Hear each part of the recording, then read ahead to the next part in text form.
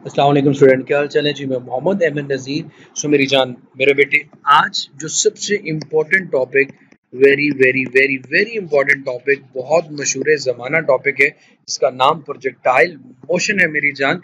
NMD cat, ई cat, ईटा, किसी भी किस्म का पाकिस्तान का एंटी टेस्ट हो, उसमें इससे रेलिवेंट क्वेश्चन ज़रूर किए जाते हैं। जहाँ पे भी आप जाते हैं, अगर किसी टीचर की बात करें तो वो भी सबसे इम्पोर्टेंट इसी टॉपिक को मानते हैं जी, प्रोजेक्टाइल मोशन। क्या होती है प्रोजेक्टाइल मोशन, इसके बारे में मेरा बेटा पढ़ेंगे। हमारे आज के इस लेक्चर में जो कंटेंट होगा, हमें वन डायमेंशनल मोशन के बारे में पता होना चाहिए कि वन डायमेंशनल मोशन किसे कहते हैं। फिर हम बात करेंगे टू डायमेंशनल मोशन की। फिर हम मेरे बेटे बात करेंगे टाइप्स ऑफ प्रोजेक्टाइल मोशन की। फिर हम बात करेंगे हॉरिजॉन्टल प्रोजेक्टाइल मोशन की। और फिर मेरे बच्चे हम बात करेंगे ऑब्लिक प्रोजेक्टाइल मोशन की। अभी हम मूव करते हैं। अगेन मेरा बेटा लेक्चर को कंप्लीटली जरूर सुनिएगा, और जहां से समझ नहीं उसको रोक के दोबारा से रिपीट करके भी सुनिएगा। हाँ, अगर आपको कोई क्वेश्चन होता है तो कमेंट सेक्शन में जरूर बताना मेरा बेटा। तो स्टार्ट करते हैं मेरा बेटा। What is one dimensional motion? मेरे बेटे, अगर कोई गाड़ी एक स्ट्रेट लाइन पे हॉरिजॉन्टली मूव कर रही है, हम कहते हैं एक्स एक्सिस के अलोंग मूव कर रही है, तो मेरा बेटा ये वन डायमेंशनल मोशन है। इसी तरह अगर कोई स्टोन, कोई पत्थर आपने किसी हाइट से उसको ड्रॉप किया, तो ये मूव कर रहा है अलोंग द वाई एक्सिस। हम डायरेक्शन के लिहाज से यहाँ पे कैटेगराइज कर रहे हैं ऑब्जेक्ट की मोशन को। तो ये मोशन आपके पास वन डायमेंशनल मोशन है। या तो ऑब्जेक्ट मूव कर रहा है ओनली अलोंग एक्स एक्सिस, या फिर मेरे बेटे ऑब्जेक्ट मूव कर रहे हैं ओनली अलोंग वाई एक्सिस। सो ऐसी मोशन को मेरे बेटे हम नाम देते हैं वन डायमेंशनल मोशन का। अब मेरे बच्चे, एक चीज का ख्याल रखिएगा, इस तरह की मोशन में आप प्रॉब्लम को सॉल्व करने के लिए इस्तेमाल करते हैं इक्वेशंस ऑफ मोशन का।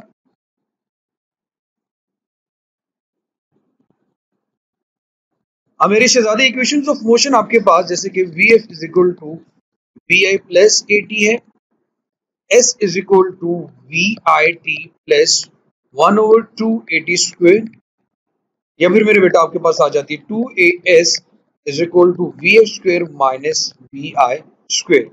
तो मेरा बेटा, एक चीज का यहाँ पे आपने जो ख्याल रखना है वो ये है कि आपके पास मेरा बेटा यहाँ पे जो एक्सेलरेशन की वैल्यू है वो यूनिफॉर्म है। इक्वेशंस ऑफ मोशन कहाँ पे वैलिड होंगी? जब ऑब्जेक्ट मूव कर रहे स्ट्रेट लाइन में और उसका एक्सेलरेशन यूनिफॉर्म है, वहां पे आप इन इक्वेशंस का इस्तेमाल करोगे। तो ये मेरा बेटा हमारे पास थी वन डायमेंशनल मोशन। इसी के साथ मेरे बेटे अब हम बात करते हैं टू डायमेंशनल मोशन, और इसी के साथ मैंने उसकी मेन हेडिंग में ये भी लिखा हुआ है मेरा बेटा प्रोजेक्टाइल मोशन। सो मेरे बेटे, first of all to dimensional motion में दो चीजें आ जाती हैं। एक, जैसे कि अभी बात की, प्रोजेक्टाइल मोशन,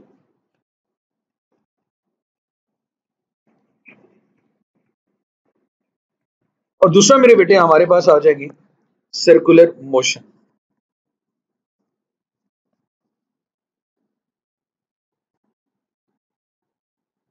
सबसे पहले तो मेरा बेटा टू डायमेंशनल मोशन की दो टाइप्स में बात की।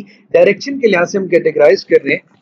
आपने किसी ऑब्जेक्ट को थ्रो किया अपने दोस्त की तरफ, अब ये ऑब्जेक्ट ऊपर जाने के साथ साथ हॉरिजॉन्टल डिस्टेंस भी कवर कर रहा है, इसलिए इसे हम टू डायमेंशनल मोशन कहते हैं, 2D मोशन का नाम देते हैं।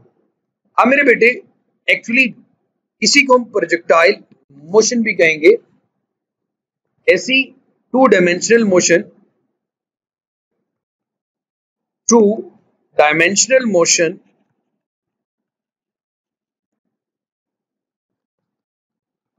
under constant acceleration due to gravity. Two dimensional motion under constant acceleration due to gravity. एक यहाँ पे अगर ऑब्जेक्ट पे कोई फोर्स एक्ट कर रही है तो वो ग्रेविटी की एक फोर्स एक्ट कर रही है, जिसकी वजह से अगर यहाँ पे कोई एक्सेलरेशन है तो A इज इक्वल टू जी आ रहा है। खैर, यहाँ पे मेरे बेटे, अगर आप इसका पाथ ऑब्जर्व करें प्रोजेक्टाइल मोशन का, तो ये पार्ट आपके पास पैराबोलिक है। समटाइम एमसीक्यूज भी पूछा जाता है, the trajectory of the projectile motion is parabolic. The trajectory is what? The path followed by the projectile motion is called trajectory and the shape of the trajectory is parabolic.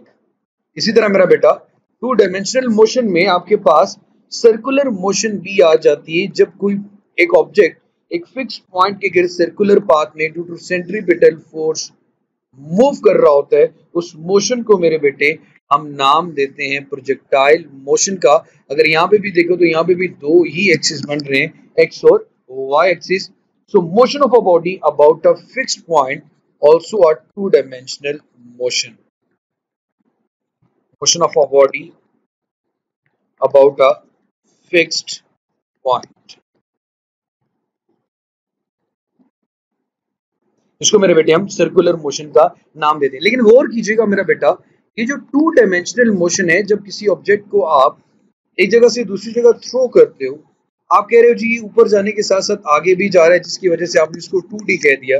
लेकिन अगर आप observe करें, ये तो on paper two dimensional motion की बात की जाती है, लेकिन प्रैक्टिकली देखा जाए तो आप ऑब्जेक्ट को जिस तरफ फेंक रहे हो सकता है इस तरफ से या इस तरफ से हवा भी चल रही हो।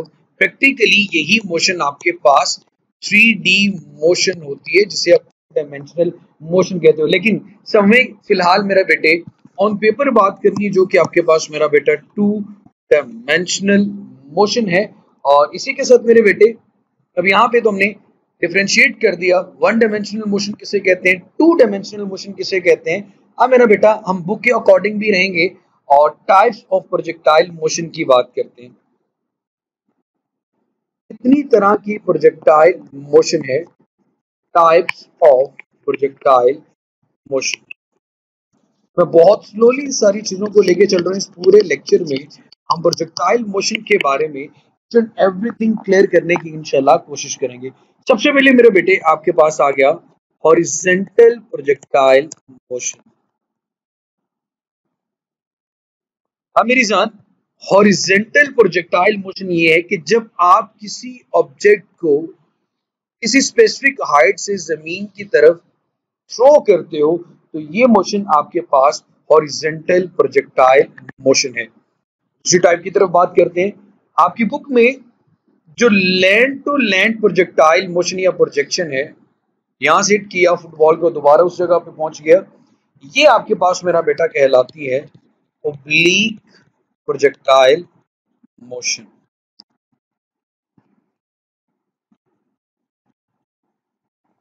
हॉरिजॉन्टल प्रोजेक्टाइल मोशन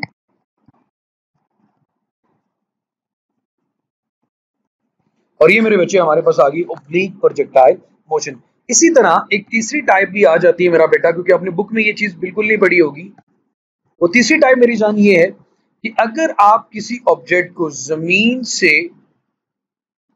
हिट करते हो, जैसे पहाड़ के ऊपर आपने किसी मोर्चे को, दुश्मन को हिट करना हो, तो ये जो मोशन होगी अलोंग द एक्स एक्सिस, यहाँ पे थीटा बन रहा है, इस मोशन को भी मेरा बेटा हम नाम देते हैं प्रोजेक्टाइल मोशन। बट ऐसी प्रोजेक्टाइल मोशन जब आप जमीन से किसी हाइट पे हिट करते हो, इसे इंक्लाइंड प्रोजेक्टाइल मोशन कहा जाता है।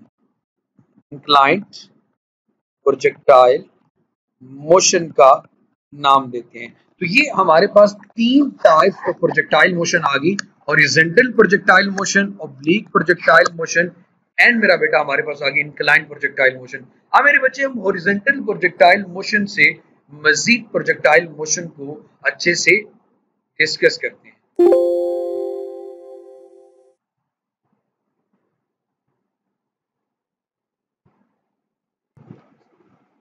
तो मेरी जान, अब हम बात करते हैं हॉरिजॉन्टल प्रोजेक्टाइल मोशन की। जैसे कि मैंने आपको बताया कि अगर आप किसी ऑब्जेक्ट को किसी हाइट से थ्रो करते हो, आपने बिल्कुल क्लियरली ये बात देखनी है मेरा बेटा। जैसे यहां से मैं किसी ऑब्जेक्ट को थ्रो करता हूँ, इनिशियली मुझे इसको कुछ ना कुछ वेलोसिटी प्रोवाइड करनी पड़ेगी, और वो वेलोसिटी अलोंग द एक्सिस होगी, v is equal to V I X. अब जैसे ही ऑब्जेक्ट थोड़ा सा आगे की तरफ आएगा, डेफिनेटली इसमें मेरा बेटा gravitational force of earth act करेगी, तो इसका वाई कंपोनेंट ये जमीन की तरफ मूव करेगा, वी वाई भी आ जाएगा, लेकिन वी एक्स अपनी जगह पे है मेरा बेटा सेम।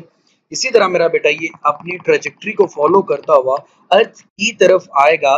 जैसे जैसे ये जमीन की तरफ आएगा ऑब्जेक्ट, इसकी जो वर्टिकल वेलोसिटी है अलोंग द वाई एक्सिस वो बढ़ती जाएगी। इसी तरह मेरे बच्चे आपके पास यहाँ पे आके वी एक्स और यहाँ पे जो फाइनल वेलोसिटी है अलोंग द वाई एक्सिस वो कितनी होगी, वो हमें मेरा बेटा कैलकुलेट करनी है। सो मेरे बच्चे इस हॉरिजेंटल डिस्टेंस को तो हम x का नाम दे देते हैं और वर्टिकल डिस्टेंस हाइट को हम मेरा बेटा y का नाम दे देते हैं।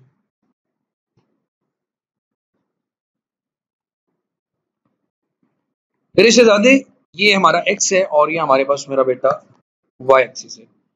सो मेरी जान, अगर आपके पास एक्सेलरेशन की बात की जाए अलोंग द x एक्सिस किसी किस्म का कोई एक्सेलरेशन पैदा नहीं होगा, क्योंकि अगर पूरी डायग्राम में मेरा बेटा आप नोट करें, ऑब्जर्व करें, तो velocity along the x axis इसमें किसी किस्म का कोई चेंज नहीं आया।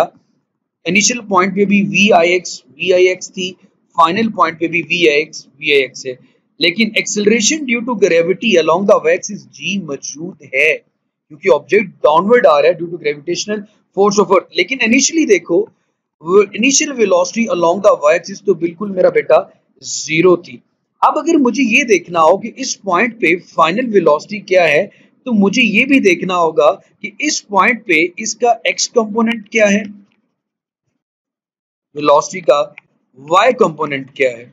दोनों कंपोनेंट्स को ऐड करके ही मैं इसकी वेलोसिटी देख सकता हूं। अब मेरे बेटे इसके लिए हम फर्स्ट इक्वेशन ऑफ मोशन का यूज करते हैं, vf is equal to vi plus at along the X axis. इसके लिए x लिख दिया, यहाँ पे भी x लिख दिया और यहाँ पे भी x लिख दिया।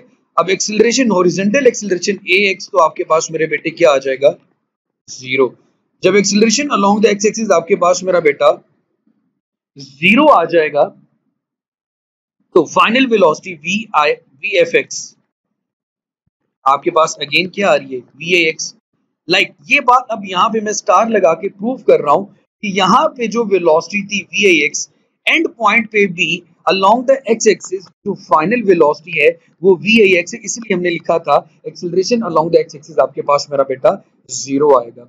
अब मेरे बच्चे अगर हम बात करते हैं along the Y axis final velocity V F Y, तो वो मेरे बेटे आपके पास आएगी वी आई वाई, वही इक्वेशन लिखेंगे ए वाई टी। अब मेरे बच्चे हमने कहा था initial velocity along the Y axis तो मेरा बेटा जीरो है। जब ये वेलोसिटी जीरो है तो final velocity along the Y axis आपके पास जी टी के इक्वल आ जाएगी। जब final velocity along the Y axis मेरा बेटा आपके पास जी टी के इक्वल आ जाएगी, सो मेरे बच्चे तो आपके पास वेलोसिटी का कंपोनेंट क्या बनेगा, वेलोसिटी का कंपोनेंट मेरी जान ये बनेगा कि आप x और y दोनों की वैल्यूज को ऐड करेंगे, x और y दोनों की वैल्यूज को मेरा बेटा आप ऐड करेंगे। जैसे कि आपके पास जो वेलोसिटी आ रही है, लेकिन ये तो मैं मैग्नीट्यूड की बात कर रहा हूँ, वी एफ आपके पास आ गया V F X plus V F Y.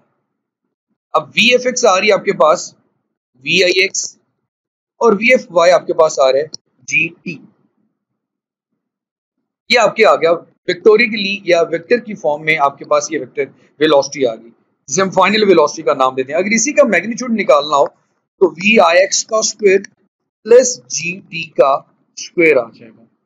ठीक हो गया मेरी जान। इसी तरह मेरा बेटा अगर आपने चेंज इन वेलोसिटी कैलकुलेट करना हो, यहां से मैं कुछ इंपॉर्टेंट पॉइंट्स बना देता हूं स्टार लगा के। अगर मुझे चेंज इन वेलोसिटी की वैल्यू कैलकुलेट करनी हो, so del v will be equal to vf minus vi। vf क्या आ रहा है मेरा बेटा, vi x plus gt minus vi आपके पास क्या आ रहा है मेरा बेटा, vi x। अगेन भी वही वेलोसिटी थी मेरा बेटा। अब vi x तो vi x के साथ हो जाएगा कैंसिल, आपके पास वेलोसिटी का चेंज आएगा gt के इक्वल। ठीक हो गया मेरा बेटा। अगर आपसे ये चीज पूछी जाए कि आप चेंज इन मोमेंटम कैलकुलेट करें, इसको मैं अगेन ग्रीन कलर से लिख देता हूं मेरा बेटा।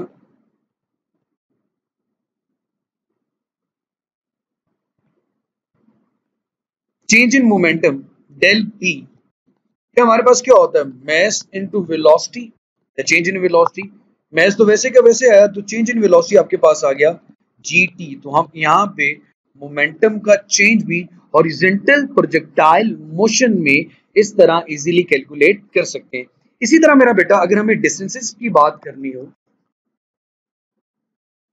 हॉरिजॉन्टल डिस्टेंस और वर्टिकल डिस्टेंस, डिस्टेंस के लिए हम डिस्टेंस इक्वेशन का इस्तेमाल करते हैं, s is equal to V I T plus 1/2 A T square. अब हॉरिजॉन्टल डिस्टेंस के लिए तो x आ गया और वर्टिकल डिस्टेंस के लिए मेरा बेटा y आ जाएगा। हॉरिजॉन्टल डिस्टेंस के लिए इक्वेशन आएगी V I X T plus 1/2 A X T square. ठीक हो गया मेरा बेटा। ए एक्स की वैल्यू तो आपके पास मेरा बेटा 0 है, क्योंकि हॉरिजॉन्टली ऑब्जेक्ट में किसी किस्म का कोई एक्सेलरेशन नहीं है। सो मेरा बेटा तो x की वैल्यू आपके पास आएगी वी आई एक्स टी। उसके बाद मेरे बेटे y की बात करें तो ये आता है V I Y T plus 1/2 A T square. तो मेरे बेटे आपके पास y की value initial velocity along the y axis ये तो 0 थी, ये वाला सेट ऑफ फैक्टर 0 हुआ, तो हमारे पास बन गया ये मेरा बेटा 1/2 G T square. 1/2 G T square हम इसको लिख सकते हैं मेरा बेटा, अगर g की वैल्यू में 10 लिखता हूं तो 10/2 5 आ जाएगा, तो ये बन जाएगा y is equal to 5t square. यहां से t की इक्वेशन भी निकाली जा सकती है, t हमारे पास आ जाएगा उसको 1/2 जी टी स्क्वेयर या 5t स्क्वेयर, या t यहां से निकाले तो ये मेरे बेटे आपके पास बन रहे हैं, हम वर्टिकल डिस्टेंस को हाइट का नाम दे लेते हैं, तो ये बन जाएगा 2h डिवाइडेड बाय g। ठीक हो गया मेरा बेटा। अब ये अगेन आप लोगों को ये चीज क्लियर, स्पीड हमारे पास जो फाइनल आई थी उसका फॉर्मूला क्या होता है, vf is equal to V I plus A T. तो हमारे पास जो फाइनल वेलोसिटी टोटल आ रही थी मेरे बेटे, वो किसकी इक्वल आ रही थी मेरा बेटा, जी टी के। वेल अगेन मजीद कुछ केसेस के बारे में बात करते हैं। यहाँ तक मेरा बेटा आपको होपफुली कोई क्वेश्चन करना है तो आप कमेंट सेक्शन में जरूर कीजिएगा। इसके बाद मेरा बेटा हम एक स्पेशल केस की बात करते हैं।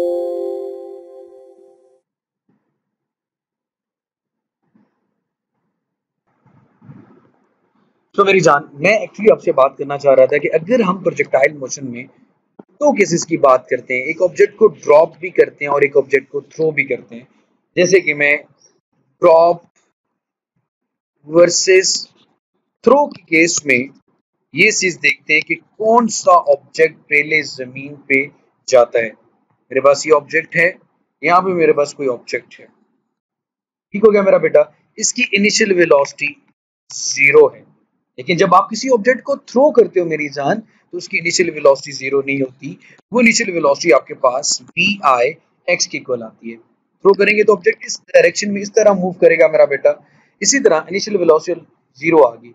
अब मेरे बच्चे हमें ये चीज देखनी है, क्या ये दोनों ऑब्जेक्ट जमीन पर सेम टाइम पे पहुंचते हैं।